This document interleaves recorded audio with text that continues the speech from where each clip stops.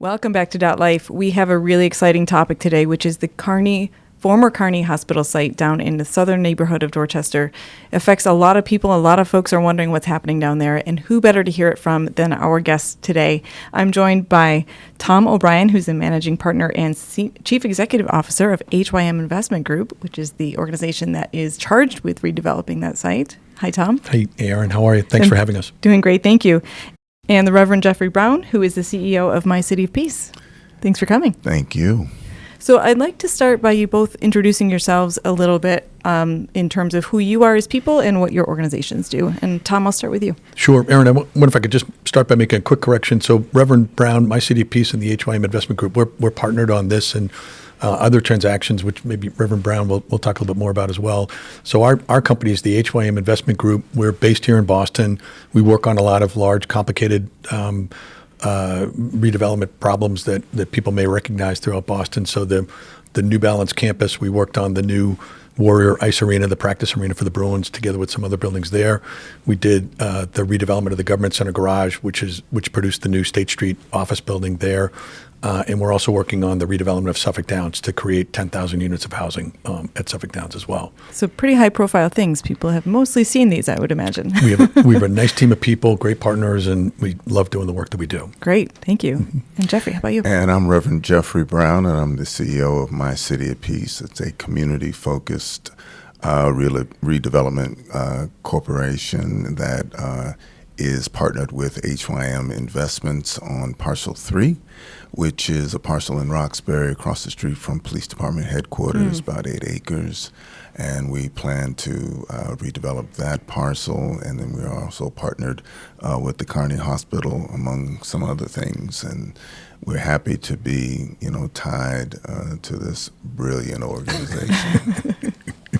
Speaking of that organization, Tom, your website says if it's urban and complicated and other people are shying away from it, then it's probably right for us, meaning HYM. That's probably us, yes. Is there, aside from complexity, is there another common thread that kind of pulls all of your projects together? Well, I think what Reverend Brown and I share is a desire to work on projects that kind of advance a series of needed objectives for Boston and Greater Boston. So Suffolk Downs, for example, is all about trying to create as much housing as we can. So there are 10,000 units of housing that are permitted there. There's a number of challenges to get the housing in the ground. We've completed the first project there, and we're about to begin the second project, which is great and heartening to get all those pieces in place. The Government Center garage was its own set of challenges. To demolish that garage in the midst of a very busy city was, its own set of challenges, and it happened to be over 2 MBTA lines, the orange line and the green line. So, the key is to form a team of people, work always as a team, be unafraid to share information, to be good teammates to one another, and to make sure that you do your job well before you try to hand it to somebody else. That's kind of our hallmark, and that's why I think Reverend Brown and we work so well together. Yeah, they're also very iconic sites, Suffolk Downs, Carney Hospital. These are like well-known, appreciated sites in the city that are now becoming something else, which is a really cool footprint for you to have. It's really great. I mean, I grew up here in Greater Boston. I was a Globe paper boy. Here we are not too far from the old Boston Globe. Yeah. People may not remember what that Morrissey Boulevard building was. So to be able to work on these kinds of projects and to do that, and kind of advance what I hope are good objectives for the city of Boston are really, it's a great thing to be able to do. It's fun. Yeah, definitely. And we should let folks know who don't recognize the space we've shot here before that we are back in the Dorchester Reporter offices. So thanks to them for hosting today. Mm-hmm. Jeffrey, talk about how your organization kind of works with Tom in projects like these. Yeah, well, it's about the complexity of the problems and looking at almost intractable problems and coming up with the solutions that benefit the community as a whole. We hooked up with him some years ago as we were doing projects in other places, and he said, "Hey, why don't we try to go after the Parcel 3 together?" And I was like, "Oh yeah." Parcel 3 is a vacant lot that's been vacant for over 40 years, 40 plus years, maybe even longer.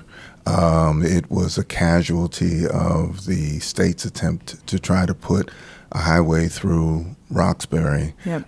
but it's laid fallow for a long period of time, and nobody's been able to really redevelop it. So the city has, Roxbury has suffered, as a result of that.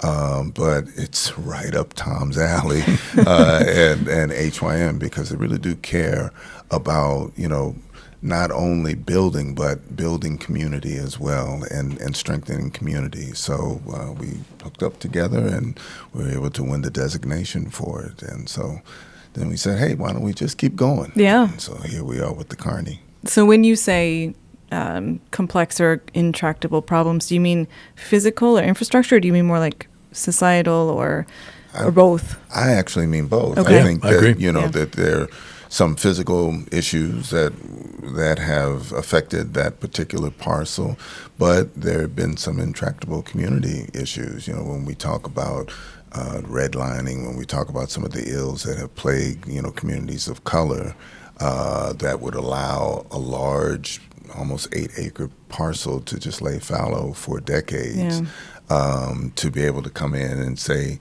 we're not only going to build here, but we're going to build what the community envisions they would like to have there. Right. And to be able to successfully, get that moving is just an exciting thing. But they do it all the time.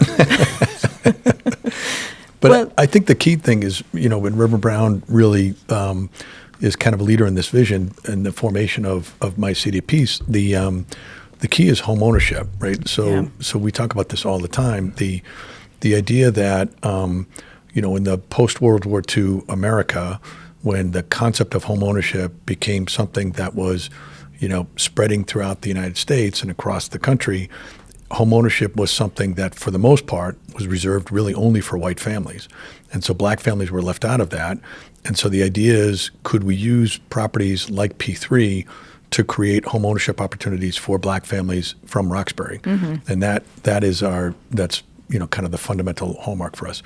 It's been challenges to get our way through it. It's hard. When we first took it on, it was 2021, 22, and interest rates were in a different place, and costs were in a different place, and all those different things. But we refuse to give up on it, and we're going to stick with it and make this happen.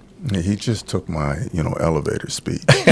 And I mean, that's what, the reason why I got into this work in the first place, to help build generational wealth for, families of color, in communities like Roxbury, to find someone like Tom who shares that sentiment and has the skills to really problem solve, within the difficulties around that. Yeah. I mean, it was just a no-brainer for me, If he didn't say yes, I probably would have figured out a way to staple myself next to him.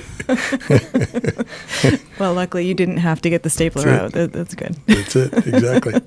Well, I want to talk about the Carney. The last time we spoke about the Carney site on this podcast was, I think, April or May, with Councilor Fitzgerald and Dr. Ojikutu. And that was right after the working committee had released its initial report. A lot has changed since then. You were not involved back then. So what's the status now, and how did you get involved as HYM? Sure. So we've paid very careful attention to the report that was, created. Dr. Ojikutu and Michael Curry, who chaired that committee, together with Councilor Fitzgerald and all the other elected officials, Senator Collins and other people who've been involved in that from the beginning. So that was one of the first things we read, is to make sure that we're well grounded in that and understood it. And it lays out a very good, important roadmap, I think, for all of us. So people may remember, and some of this, Aaron, I apologize for repeating some of this, but just people will remember that the Carney Hospital was operated by the Steward Healthcare Systems entity. They, somewhere along the line, they borrowed a ton of money from a group of lenders, including Apollo, which is a New York-based finance company.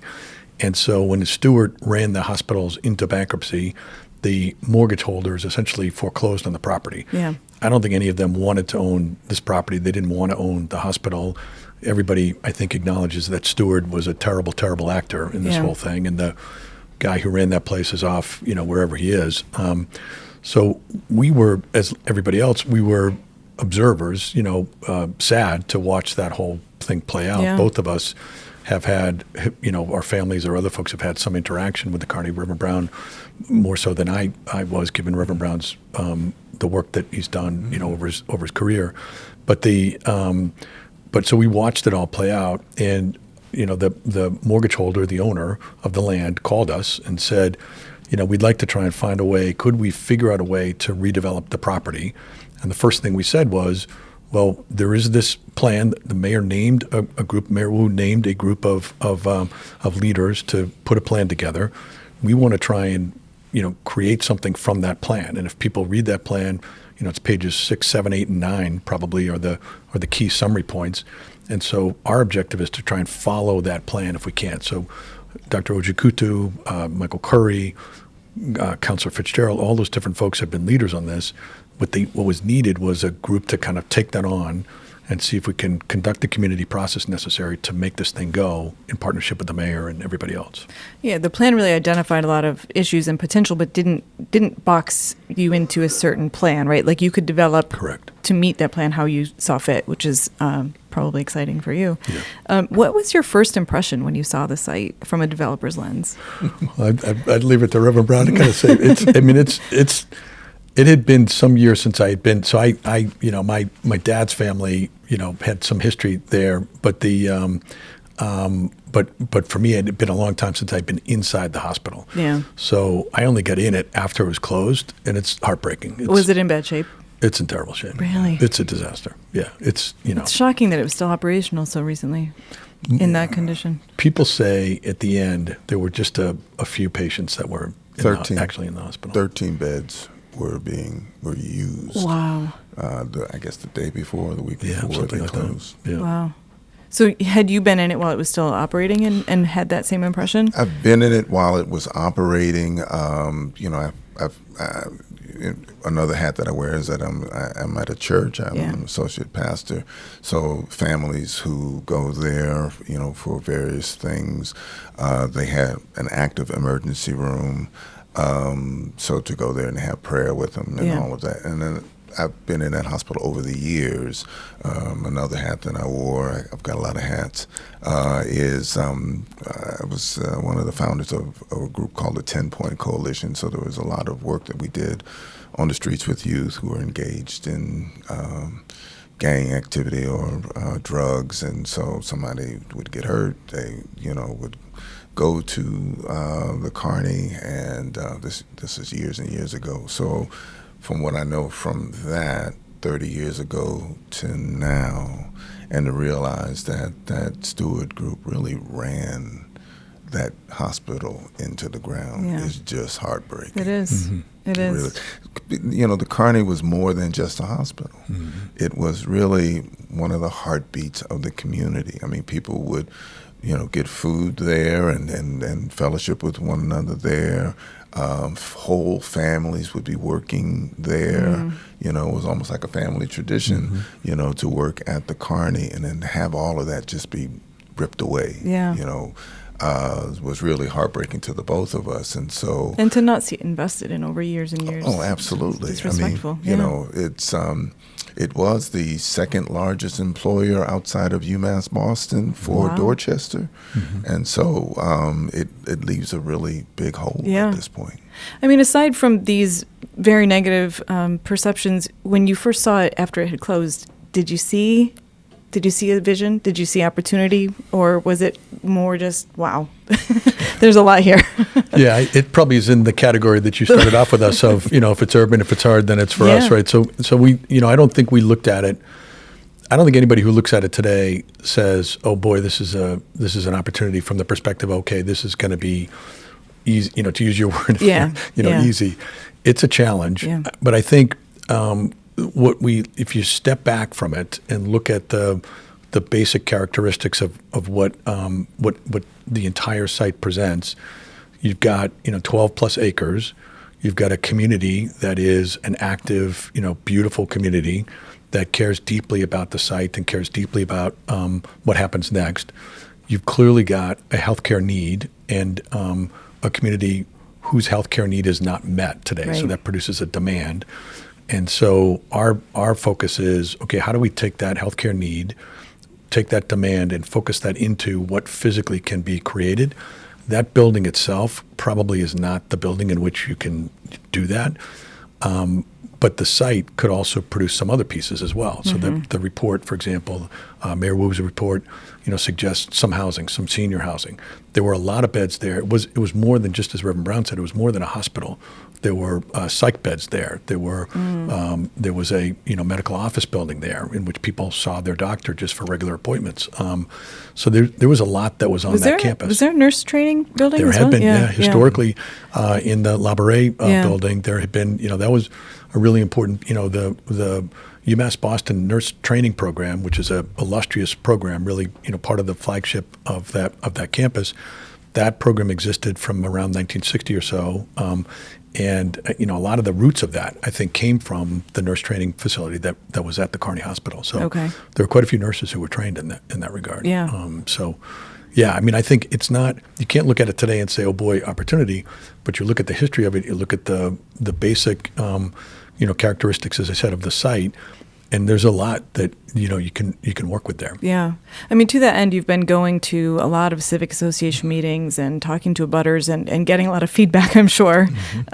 What are the things that you're hearing from folks? Yeah, we thought it was very important, if we were going to begin this process, to go back to the community and just listen to folks.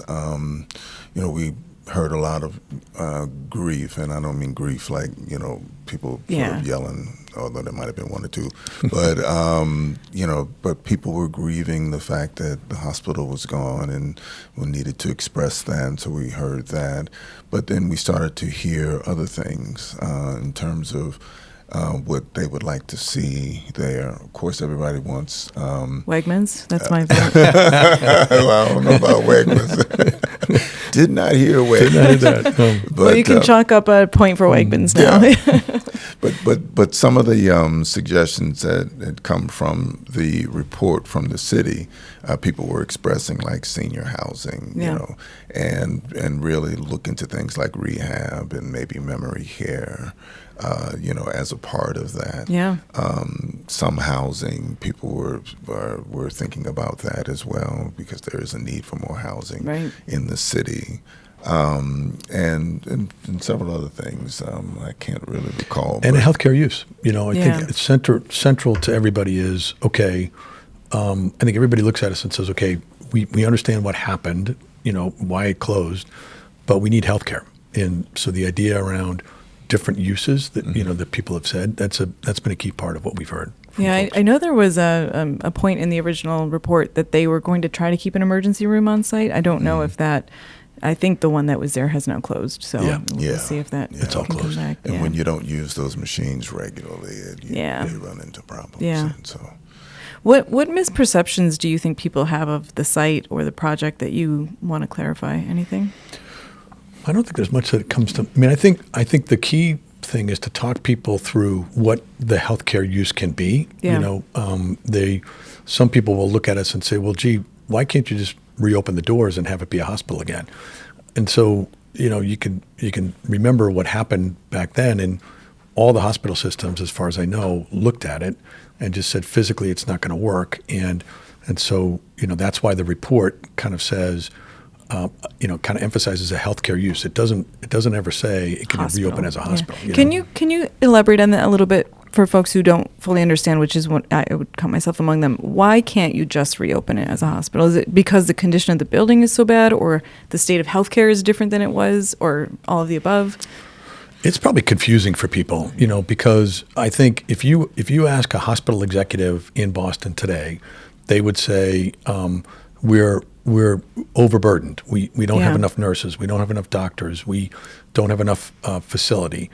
But I think what they would say on that last piece is they would say we don't have the right kinds of facilities. That's the challenge. So what the Carney is, this is just us kind of looking at it. The Carney is an older facility that was not invested in by Steward and was kind of run into the ground. And as a result of that, it doesn't work physically. Plus, I think what the report clearly outlines is hospitals are a highly regulated, very political, entity. Mm-hmm. And as a result of that, to just reopen it as a hospital requires tons and tons and tons of money. And I think the thinking on the part of most hospital executives is because of the inefficiency of that building and the inefficiency of that space, it doesn't make sense to do that. Would it have to be a full like demo and rebuild if you were to do a hospital there? And that seems unachievable. Well, I do think one thing to think about for people is if the building itself is not usable, should it be demoed now? If you don't demo it now, it could just sit there as it is for a long period of time. Our objective is to try and produce something for the community. So it may be that the building needs to come down. Okay. So the question is, okay, what goes in its place? It probably is a new, more efficient healthcare building that would have hopefully emergency services, MRI machine, X-ray, day surgery, that sort of thing. Okay. You had mentioned, Jeffrey, that there were some challenges to the site. Can you kind of dig into those a little more? It seems like it's a fairly level site, right? Is it? No, it's not. Big Okay. topography. That's a big really? challenge. Yeah.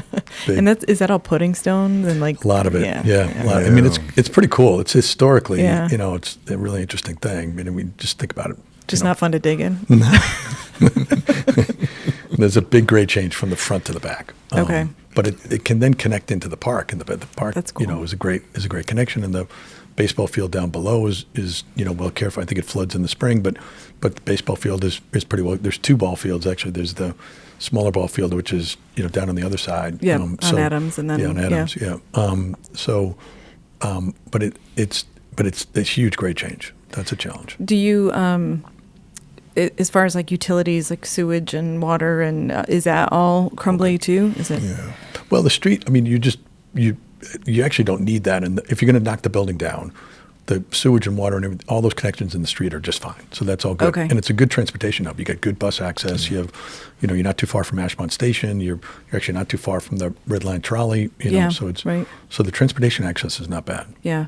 That was actually something I noticed about your projects in general at HYM, Tom, is that there tends to be a transit element to them, whether it's Suffolk Downs, which is on the Blue Line, or I think Boston Landing. They created a new station for that. So is that something you guys look for? Or? Oh yeah, absolutely, yeah. And for the first time in a long time, we have a MBTA general manager who's actually a trained person who knows what he's doing. Phil Eng, who's terrific. Huge amount of credit to the governor. Governor Healy, she recruited and found this person. It's been a huge difference, I think, for all of us. I mean, I'm on the T just about every day, and the T is 100% different than what it was. There's a reason we call him Train Daddy. Yeah, he earned that exactly. name. He's no terrific. Doubt he is fantastic. Yeah, he's great. So what about the social side of it? We talked about some of the needs that people have. Are there concerns about construction, about luxury housing? Like what are the things you're hearing people say? Yeah, I mean, we've had some discussions around housing and what kind of housing should be there. People have preferences. Is it luxury? Is it mixed use? And all of that. But I think really the central concern for many of the residents, particularly ones who live close by, is can we recreate that sense of community that we lost when the Carney was closed? And so, we've been thinking a lot about how we can, develop that property so it gives community a chance to flourish again. And I'm sure the businesses down there would like that too. Oh, of course because they they would, must have lost so much business when that closed. Yeah. The pharmacy that was there. Yeah. I mean, one of the things that we've heard from folks is that, can we have a pharmacy? But there was a couple who ran the pharmacy in the Carney, and they had to move further into Dorchester. They're on Bowdoin Street now. Bowdoin Street Okay. now.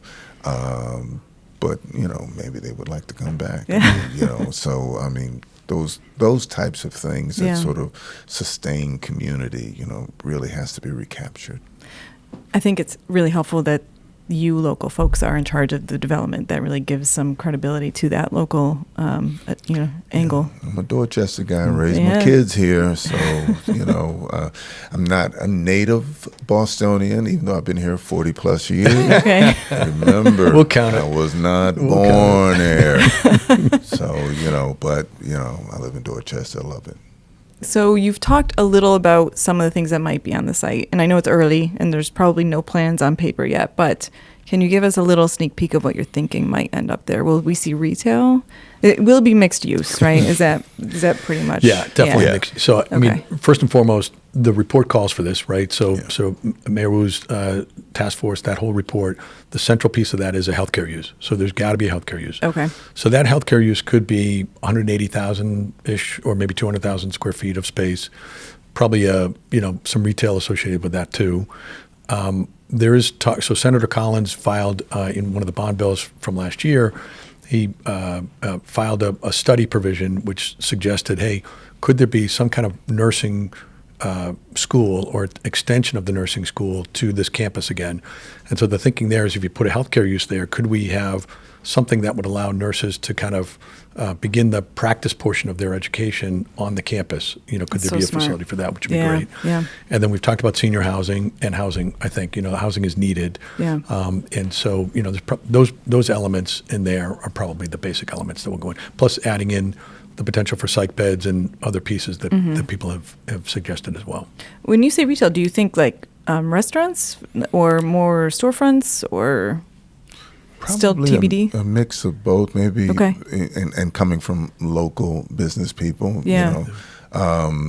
The food that folks used to get nightly came from the hospital itself, from the cafeteria okay. there. But, maybe some kind of breakfast place that would be there, some kind of lunch place, some place where folks can just hang out and talk and just, doesn't have to be like a formal sit down. Right. Or maybe you might have that and then something else. People want to see intergenerational family interaction. If we're going to have senior housing there, could we have family housing there also, so that there can be some interaction? You have that beautiful park. Yeah. And we'll be abutting that park, so some kind of interaction, with that park would sort of fortify, the intergenerational piece. I was there last weekend, and I have good news. The kids have taken a panel of the fence down, so it's already connected. Awesome. How great is that? Yeah. How great. Thank you very much. Thank you for that. We've begun the demolition. Yes. It is. I mean, reconnecting the park and kind of making that part of the overall development is a key thing. And then if you step back and kind of do a bird's eye view, that park then connects back into, you've got the existing rail trail that kind of is on the other side of the red line trolley path. So that connects you into Neponset.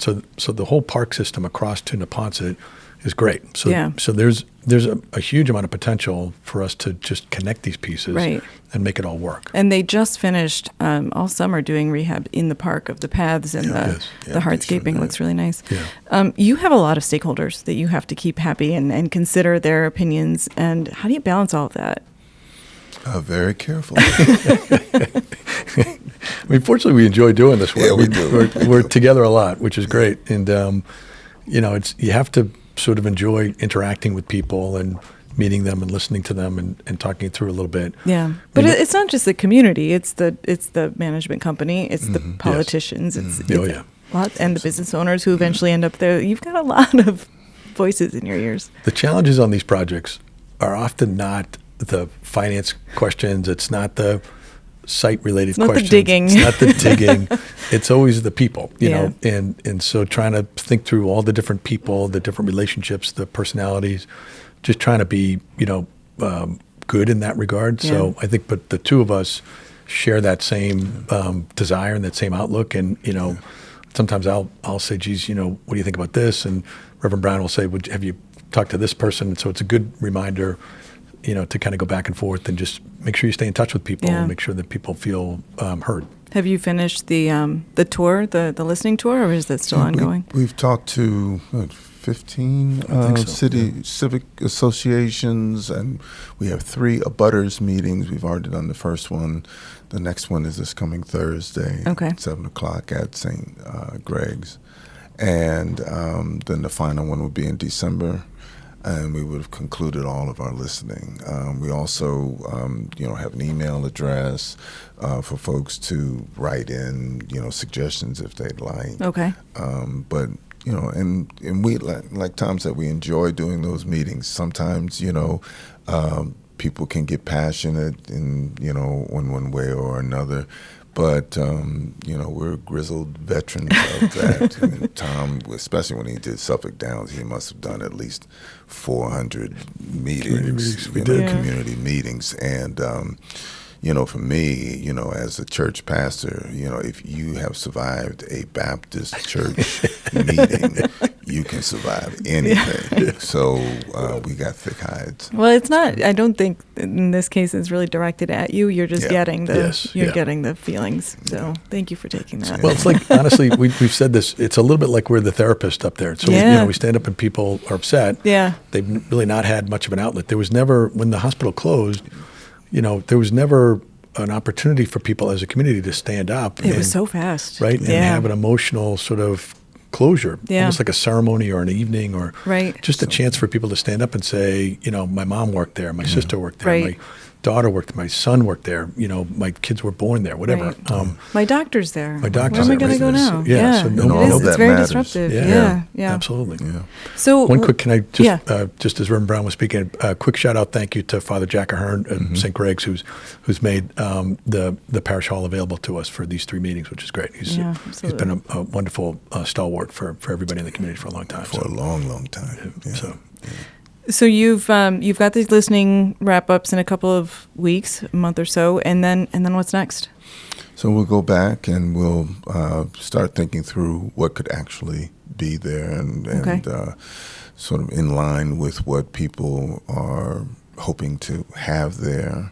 And then we'll come back probably after the holidays in January and make a presentation. Okay. And then it's the filing of the Article 80. Yeah. So the fundamental part of this, just as Reverend Brown said, is the Article 80 process, which is the city's planning and zoning process. And so, following the report that the task force put together is really important in that regard.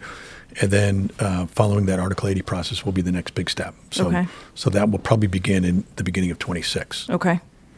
And people will be able to see. Oh, yeah. As the project progresses, is it on the HYM website? Is it on the city website? We'll probably set up a specific website for this site. There's an email that people can send comments and thoughts to. We do this at the end of each of our community presentations. So, is there anything that is trending right now in multi-use development that we can expect to see as part of this? Things like, I don't know, bicycle access or environmental design or solar power, all that. Okay. Yeah. I know in one of our listening sessions, there was someone who, had concerns about that. And we said to them, that's something that's our concerns as well. So they said we don't want bicycles. No. Well, you never know. They want the environmental. Yeah.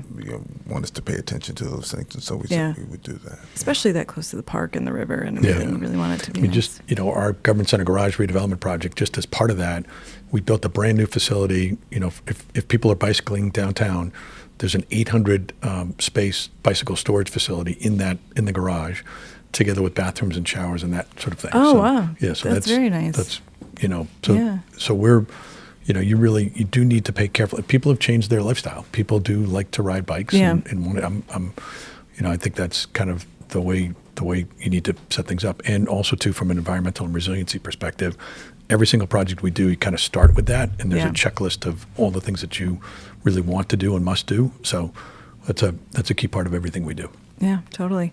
What's the time frame in terms of like shovels in the ground? So usually what we tell people is the Article 80 process takes probably between 12 and 24 months to finish that process. Okay. As you're finishing that process, then the question becomes, do you begin the design of the actual building? So to get through the Article 80 process, you produce what are called schematic drawings. So they're not fully designed, architecturally designed project drawings. Yeah. Yeah. So during the course of the completion of that, we would design the building. It probably takes about 12 months to fully design the building in order to get a building permit. And then that healthcare building probably takes about, I'm going to say 28 months or so to build. Something like that. So opening in 2028? Eight-ish. Later 20? Okay. We think if we do this right, if we run this process well and follow the path laid out by the report, that we think we can produce something that is approved in the Article 80 process that will be valuable to one of the healthcare systems to want to run it. Okay. And so getting that lined up, getting that agreement in place should allow you to build this pretty quickly. And do you all take care of finding tenants? And We would try to, we try Okay. to, so we find the financing, we Yeah. find the, who's going to run it, we find all those different pieces. Okay. Yes. so would you open things on a phased basis here, or do you think it would be kind of like the old Carney site is open for business? I think the hospital, when it opens, will open all at once, and Yeah. all of the things that folks were desiring to Yeah. see in there would be in there. The other parts, Like the housing and the retail and housing stuff, on this yeah. will take a bit longer. Okay. Yeah, Okay. I totally agree. And I think, don't you feel like for the community, and certainly for the elected officials and for the mayor, they're going to want to see the healthcare use first Yeah, it's before got to be the other first pieces. thing. Yeah, absolutely. All right. Well, I'd like to shift a little bit to talk about each of you. We'll start with you, Tom. I know you're married with kids. I am, yes. Jeffrey was talking about wearing a lot of hats earlier. You also wear a lot of hats. We do. Yeah. You were formerly the head of the Boston Redevelopment Authority, Mm-hmm. which is now known as something else, The planning department. Planning Department. Mm-hmm. You're on several boards and involved with several organizations. First of all, how do you find the time? And secondly, what issues or causes are top of mind for you right now? Aaron, you didn't prep us for this part of it. So my wife is Tricia O'Brien, Tricia Joyce O'Brien. Tricia and I met on a blind date 34 years ago, and we've been married for 32 years, Okay. almost 33. And our kids, we have 5 kids. We say we have one in heaven. So we lost a child years ago. And I would say, one of the top of mind issues for us has been to remember her. Her name is Marisol Liliana O'Brien, and to help to foster research into the disease that took her life. But in addition to that, though, my wife and I are what we would say, believers in Catholic social teaching. Kind of that part of our faith, and the sense of our faith teaches us to be a good neighbor to folks, to be welcoming to people, to do what we can to try and create opportunities for people to, find their way into a better life, particularly if they're people who are struggling with healthcare or homelessness or things like that. So that drives a lot of what we do. And Reverend Jeffrey, how about you? Same question. So I can re-describe the house, but I live in Dorchester. My wife Dee works in Cambridge, and she works for the city manager. She's the chief of diversity, equity, and inclusion, and I still think they call it that, in Cambridge. We've residents of Dorchester, raised 3 kids. They are in their, I won't say their ages, they'll probably say, Dad, don't say that. They're in their 30s and going into, their mid to late 30s, I guess I can say that. And they live in Louisiana, and my son lives in the Philadelphia area, and my youngest lives in Michigan. They stopped aging at 29. I hope they didn't tell you that. That's it. All right, I'm going to tell them that. All right, you guys are no longer aging. And what, aside from your work, what keeps you busy? Well, what keeps me busy is, having conversations with this guy right here and all the projects that we're engaged in. And, of course, 12th Baptist Church, which is in Roxbury. A pastor there is the Reverend Dr. Willie Bodrick, the second young man, really great, young, insightful, thoughtful young man, and a really good preacher. So College football player, too. College football nice. player, too. Loves watching the University of Georgia, unfortunately. But, I can't seem to move him this way or the Patriots. I've been a Pats fan for a long time. I told you where I'm from, so we won't talk about it. Since we're on the air, I want to show everybody my hat. I did not approve this merch. We're back, in case anybody was wondering. But Great coach. Great coach. They do. Yeah, really good coach. Really great young team too. But time between the church and then, of course, I was one of the co-founders and am now one of the board chairs of Embrace Boston, and we just recently put the Martin and Coretta Scott King Memorial on Boston Common, and we're working on some other projects related to belonging, and so all of that keeps me busy. It's a tough environment to be fighting for those things, but we appreciate it. Well, you all got to hang in there. You know, Yeah. We really do. You got to fight harder during these times. Yeah. Well, I mean, I think, you know, we said this to somebody the other day. You know, if you picture the summer of 1863 in the United States of America, when, you know, you just had finished this terrible battle at Gettysburg, but things were still up in the air as to whether or not. I mean, we've, as a country, we've been through terrible crises, and whoever thought that the president of the United States would want to kill the city of Boston or kill the institutions here? Yeah. But we have to keep, you know, standing up every day. Everybody has to keep doing the work that they do every day. Yeah. It may not seem exciting or sexy or whatever, but just keep doing the work you're doing every day. That's the key thing. It's not our first fight, and it probably won't be our last. It won't be our last, but we are Boston strong. That's right. Yes, we are. That's right. Yeah. This is a similar question, but when your projects get tough or when they get controversial, when you're getting that grief that is directed at you, maybe in an unfair way, what keeps you grounded? What keeps you going? For me, it's my wife. You probably have the same answer. For me, it's my wife. You know, my wife is a very strong-willed, strong-minded person, firmly rooted in our faith. And so, you know, if I for a moment get a little bit low or you know, remotely feel sorry for myself, she's always the one to look at me and say, "Get a hold of yourself," you know.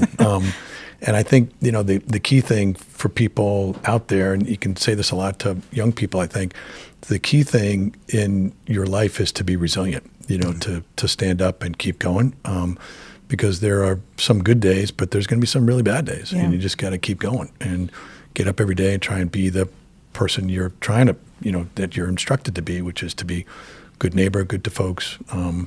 Our kids will look at me and say, "Okay, the two rules are love God and love each other," and that's kind of what it is. So, I actually paid him to say that. I mean, whatever it takes to get the Lord's work done. As long as we're rooted and grounded, you know, we'll be all right. And I think about something. I was in a meeting a few weeks back, and there was a former state rep who was sitting there, an African American, and we were talking about what was happening and the possibility of, you know, federal troops coming into Boston, you know, and all of that. And he sort of looks at everybody and he says, "Look, we've been through worse."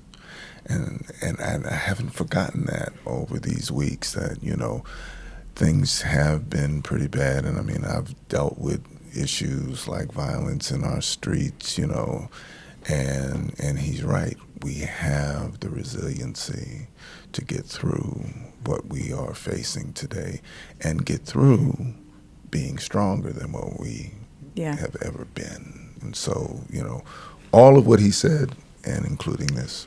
Love that. I'm going to end this on a slightly lighter note. I've got two questions for you. The first one is, what's your favorite building in Dorchester? Oh, wow. That's a hard one.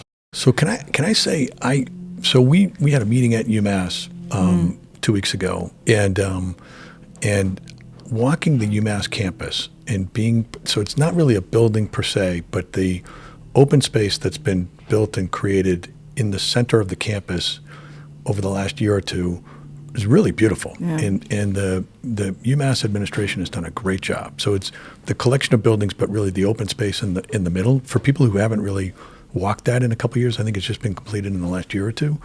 It looks beautiful. It's really, really great. And that was a tough assignment, right? Because originally it was not a pretty campus.